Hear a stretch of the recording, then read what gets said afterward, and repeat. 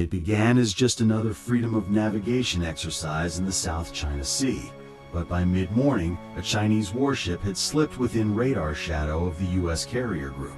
On one side, a 100,000-ton nuclear flat top carrying dozens of jets, surrounded by a ring of modern destroyers. On the other, a Chinese frigate probing, listening, pushing the boundaries. In minutes, both sides would weigh a choice, to back down or to see how far the other would dare go, and regret would become a shared lesson. The South China Sea is one of the busiest maritime corridors on Earth. Over $3 trillion in trade passes through its waters each year. Nations from Vietnam to the Philippines to Malaysia contest China's sweeping claims. The United States, refusing to recognize Beijing's maritime overreach, routinely sails carrier strike groups through these seas. These operations aren't just exercises, they are statements to allies, to rivals, to history. China, for its part, has built airstrips on artificial islands, stationed missile systems, and deployed its navy to shadow U.S. movements.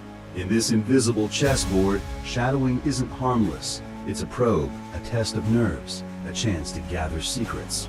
Radar emissions, flight operations, acoustic signatures.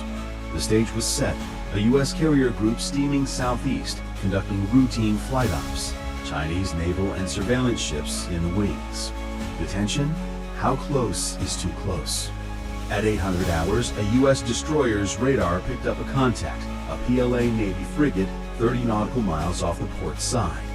The carrier strike group commander ordered Condition 1 readiness, all hands to battle stations. Aerial surveillance from Growlers and Hawkeyes adjusted to monitor the trailing ship. On board the Chinese frigate, sensors tracked the carrier's wake, intercepting electromagnetic emissions and probing for gaps in formation. American destroyers moved outward, forming a defensive screen. Electronic warfare pods came online, monitoring, jamming, shielding. The U.S. intent was clear: protect the carrier, force the shadow to stay out of range. Subtle electronic pulses flickered in U.S. comm channels, probes. The American side responded with deceptive radio silence and dummy emissions, masking true signatures. For the Chinese captain, time was short: get within range or be forced away.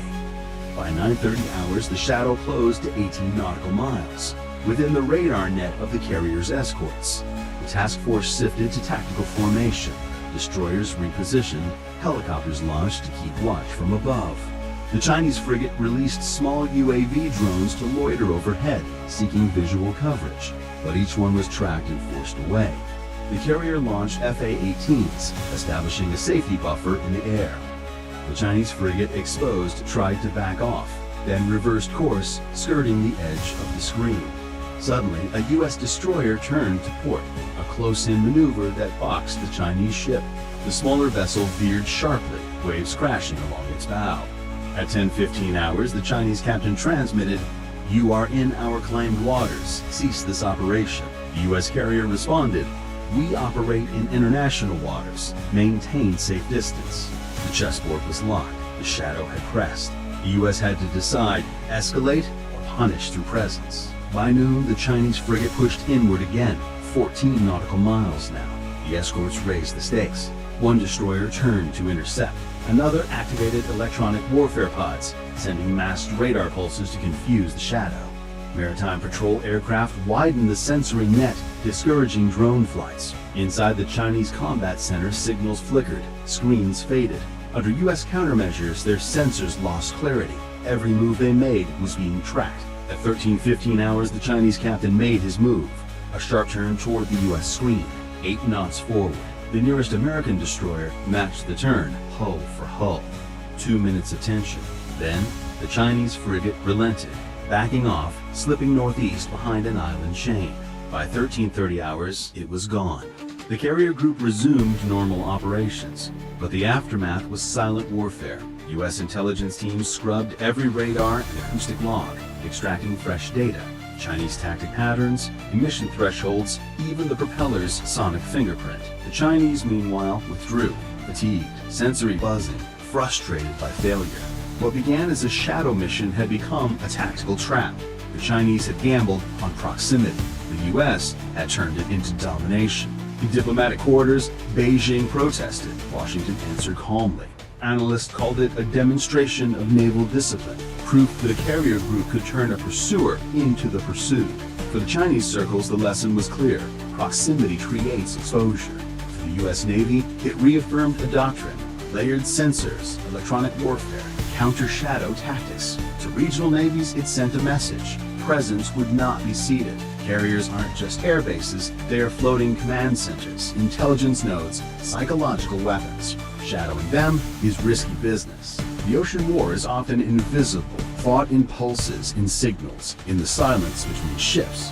In the vast expanse of ocean, two powers vied for dominance, not with missiles or torpedoes, but with resolve and restraint. The Chinese frigate retreated, carrying back a humbling lesson. Shadowing a giant is easy. Surviving the glare is another story.